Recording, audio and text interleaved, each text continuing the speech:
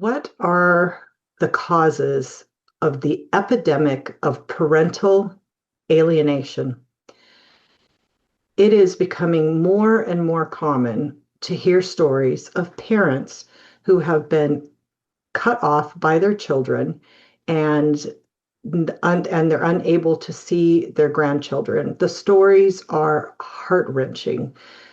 Those that have never met their grandchildren, those that have taken care of their grandchildren, even giving their time to help raise a grandchild, and then that grandchild is just ripped away, or parents that for no reason at all are cut out of their child's life.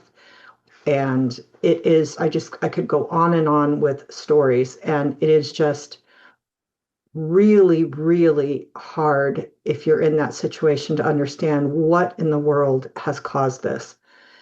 And it is a cultural shift. It is more and more common in cultures where some of these following things are present. The first thing is a lot of our children in their 20s, 30s, 40s have been raised in a therapy culture.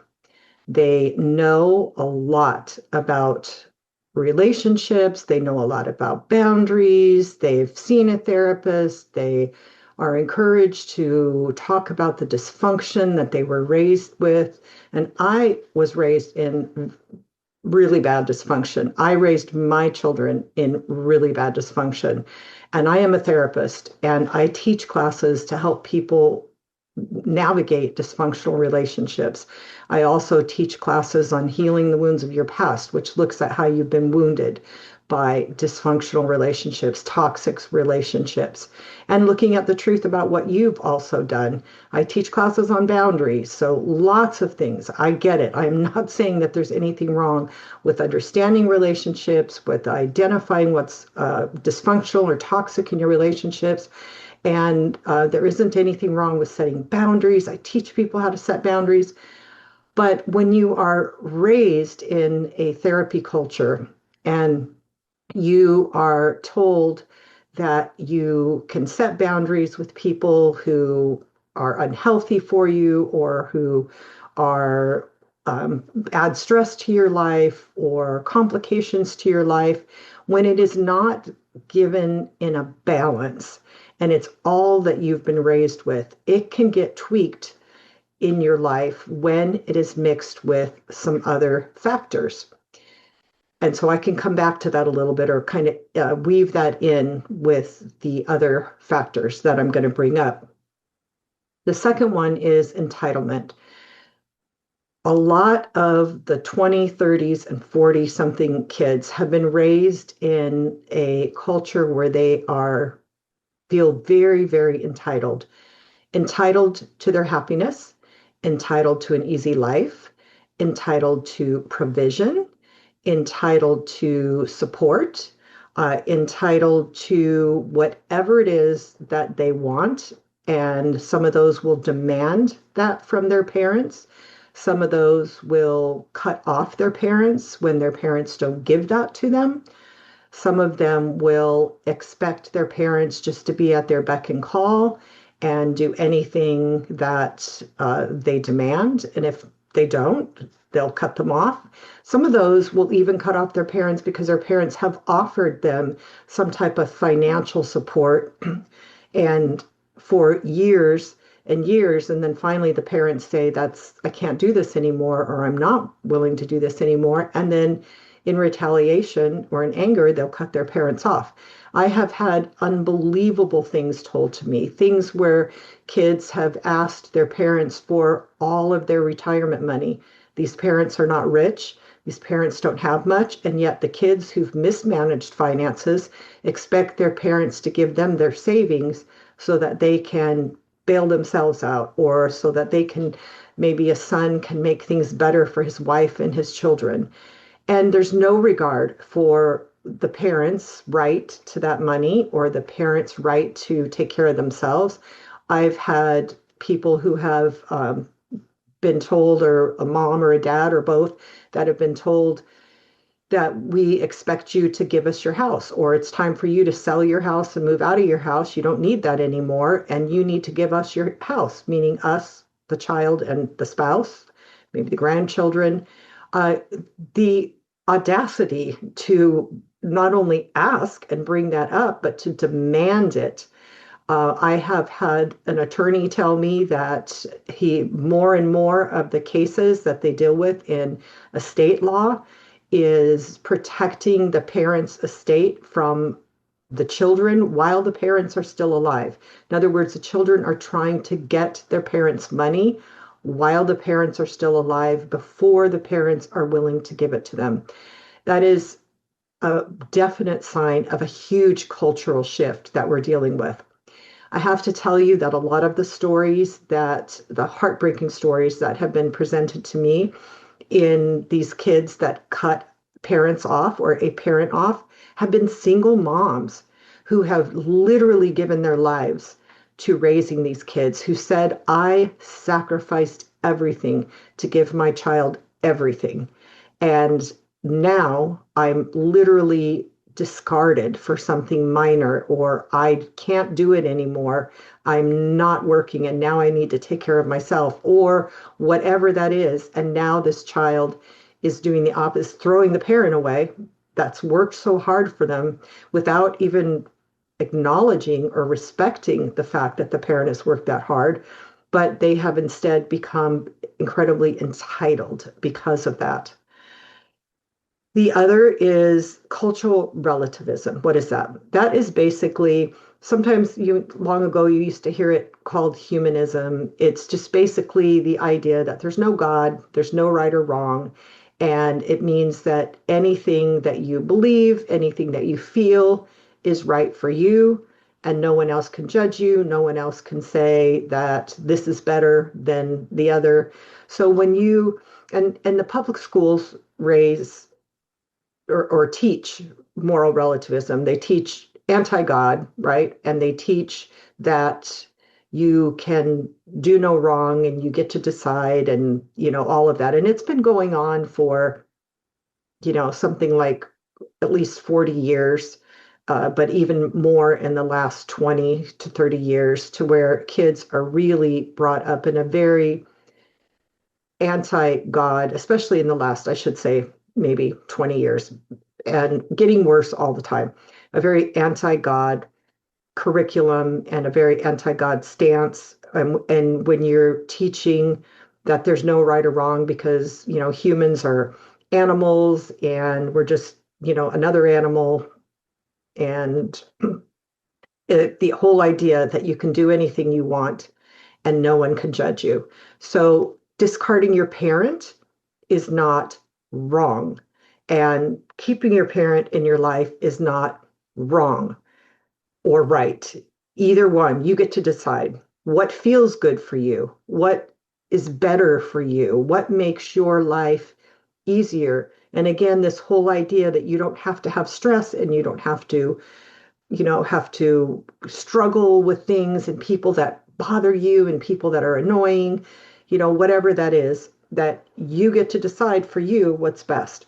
Cultural relativism means that God is not going to judge you for what you need to do.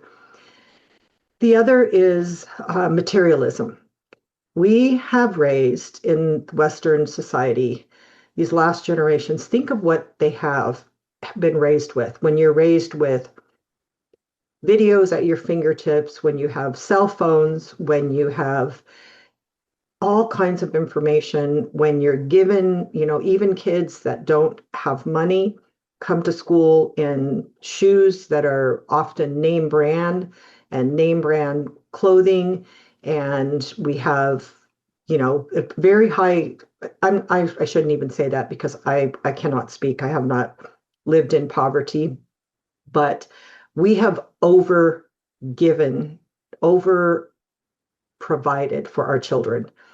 It is very common for parents in my circle to be paying for adult children's cell phones. It's very common now for parents, especially boomers, to give their kids a lot of money to help their kids.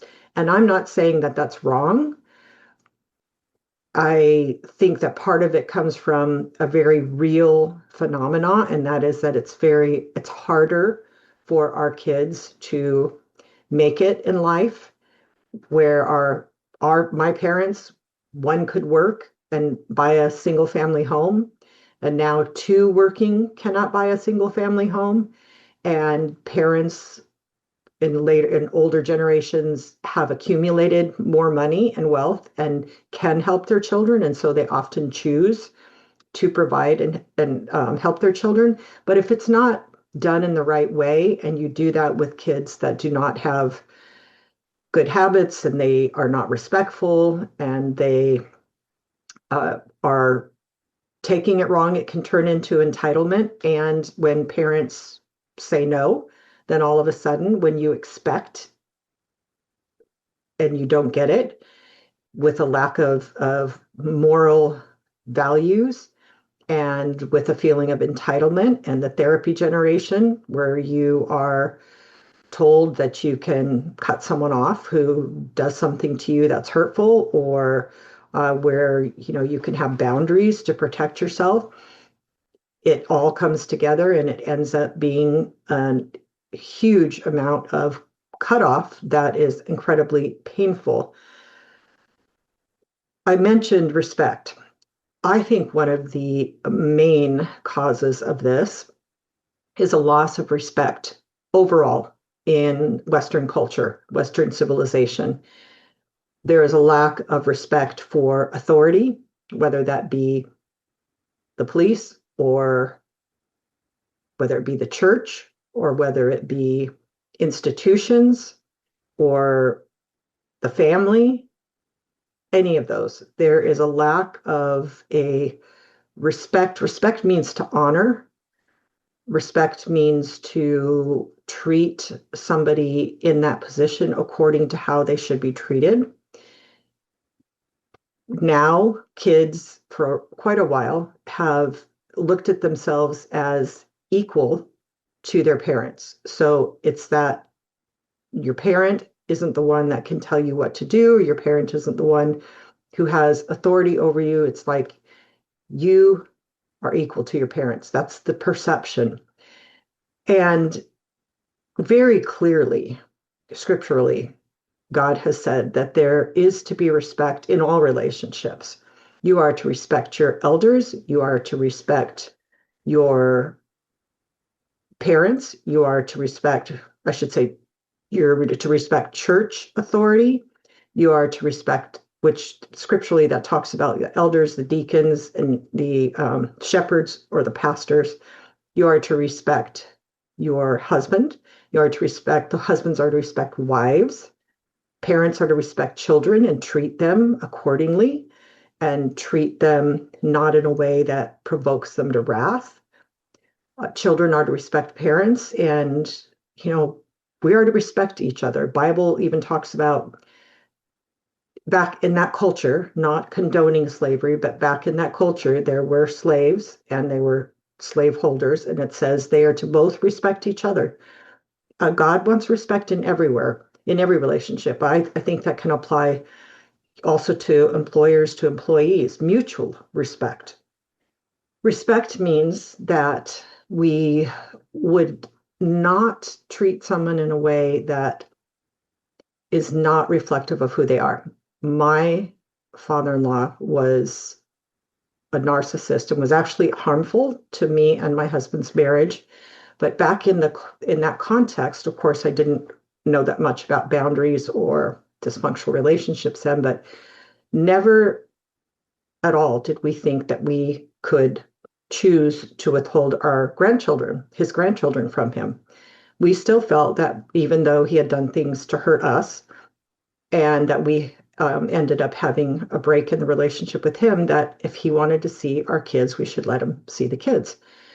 And actually, the break was more initiated by him rather than us. So it wasn't even something that we had decided to do, and would not have done. So when I think about that amount of respect. When I think about my parents, like my parents were not abusive as when I was an adult. My dad quit drinking when I was 17, so that alcoholism wasn't involved in the family. But I was respectful in how I talked to my dad about the past and also how I talked to him about problems that he still had. I mean, he would sometimes lose his temper, he would still, be not always calm, especially with my mom. But when I talked to him, it always reflected the fact that he was my dad. And there were so many good things about him. So I interacted with him in a certain way. And the same thing with my mom. And all of our parents have annoying characteristics. There are things about them that are annoying, that are, as they get older, there are things that are difficult, there are things that we don't like. And yet we process through the past. I went through to therapy. Did I think about blaming my parents? No, I understood that they had problems and that they did the best they could to deal with them. But at the same time, I knew that it was my responsibility to deal with my baggage that I had even from my childhood. Now, do I think that there's a time to cut off your parents? Absolutely. But it is a last resort. It is only when you have done everything you can and the problems in the relationship are truly hurting you and your family, not bothering you, not something that you idiosyncrasies or annoying little habits. It literally has to be harm. Toxic means to cause harm. There has to be damage, not just your inconvenience, not that they don't give you your way, not that there's something that they said that upset you. We are to go, according to Matthew 18, to the person that we think is doing something wrong. We are to go to them and we are to talk to them. We are to be willing to go, Galatians 6:1, in a spirit of humility, knowing that we ourselves are not perfect.